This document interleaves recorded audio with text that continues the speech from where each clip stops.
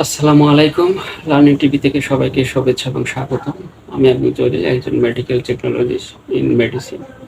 আজকে আমি আপনাদেরকে যে হেলথ টিপসটি নিয়ে কথা বলবো তা হচ্ছে একজন গর্ভবতী মা প্রেগনেন্সি অবস্থায় বা প্রেগনেন্সি চলাকালীন কোন কোন ওষুধগুলো খাইতে পারবে সেই সম্পর্কে আপনাদেরকে আমি আজকে ডিটেলস বলবো ইনশাআল্লাহ। আপনারা অবশ্যই ভিডিওটার সাথে থাকবেন। আমার ক্লাস নাম্বার 2, এখানে লিখছি pregnancy category type medicine. Pregnancy medicine category 5 ধরনের হয়। 5 ধরন কি কি এটা আমাদেরকে জানতে হবে। এখানে আছে A category type, B category type, C category type, D category type, X category type. একজন গর্ভবতী মা সে যখন কনসেপ্ট করে সে সেখান থেকে 10টি মাস একটা বাচ্চাকে তার পেটে সে ধারণ করে, বহন করে। এই 10টি মাসের মধ্যে অবশ্যই সে কোনো না অসুস্থতায় ভোগে। কখনো জ্বর, মাথা ব্যথা, খাইতে পারে না। প্রথম 3 মাস তো খাইতেই পারে না, বমি হয়, ভাত দেখলে নাক ছিটকায়। তো প্রথম 3 মাস কষ্ট হয়। তো এখানে আছে A category type, A category pregnancy type medicine. বাচ্চার বয়স যখন 0 থেকে 3 মাস ডিউরিং প্রেগনেন্সি 0 থেকে 3 মাস হয়, তখনই এই ক্যাটাগরির ঔষধ আমরা গর্ভবতী মাকে খাওয়াইতে পারি বা দিতে পারি।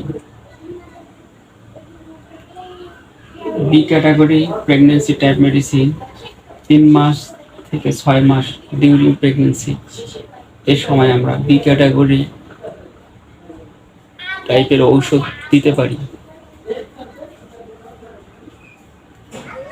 C category pregnancy type medicine 6 থেকে 9 মাস, যখন বাচ্চার বয়স 6 থেকে 9 মাস, তখন আমরা সি ক্যাটাগরি টাইপের ওষুধগুলো দিতে পারি।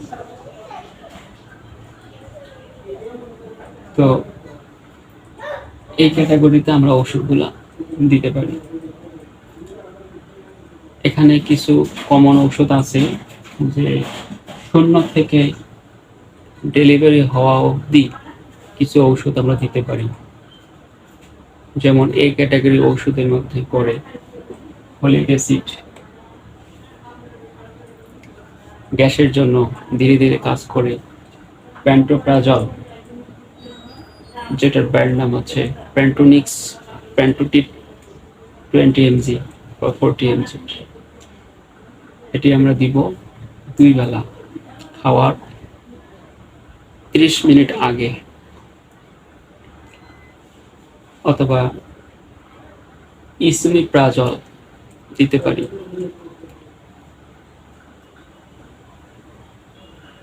তো একজন মানুষ সে নিজের জন্য খায়, কিন্তু যখন একজন গর্ভবতী মা, সেখানে 2টা লাইফ জড়িত থাকে। এজন্য কিছু এক্সট্রা কিছু ঔষধ প্রয়োগ করতে হয়, এক্সট্রা কিছু ভিটামিন খাওয়াইতে হয়। যেমন এখানে আছে folic acid, iron supplement, calcium যোগ করতে হয়, ওরাল প্লাস ভিটামিন D3, এটা আয়রনের সাথে যোগ করতে পারেন। ডেইলি 1 ক্যালসিয়াম, ডেইলি 1 একটা করে খাইতে পারে, খাওয়াইতে পারে। অবশ্যই গর্ভবতী মা শুরুর দিকে বমি বমি হয়, তো এই বমির জন্য আপনারা অনডানসিট্রন 8 mg আছে, ইমিস্টিট খাওয়াইতে পারেন। আর হালকা পাতলা জ্বর বা ঠান্ডার জন্য আপনারা প্লেন না পান, প্যারাসিটামল খাওয়াতে পারেন। এবং রোগীর প্রয়োজনে অ্যান্টিবায়োটিক খাওয়া যেতে পারে। সর্বোপরি আমার কথা, প্রেগন্যান্সি যখন থাকে একজন মা, তখন নানান সমস্যা হয়। আপনারা হুট করে কোনো সিদ্ধান্ত নেবেন না। একজন রেজিস্টার্ড ডক্টরের কাছে যাবেন এবং তারপর যে ঔষধ তুমি চুজ করে দিবে সেই ওষুধ খাওয়াবেন। তবে নর্মালি ওই চার্টটি আপনারা ফলো করতে পারেন,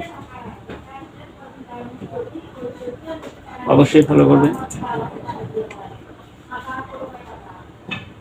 তো হ্যালো গাইস, আজকে আমি আপনাদেরকে 3 ক্যাটাগরি ঔষধ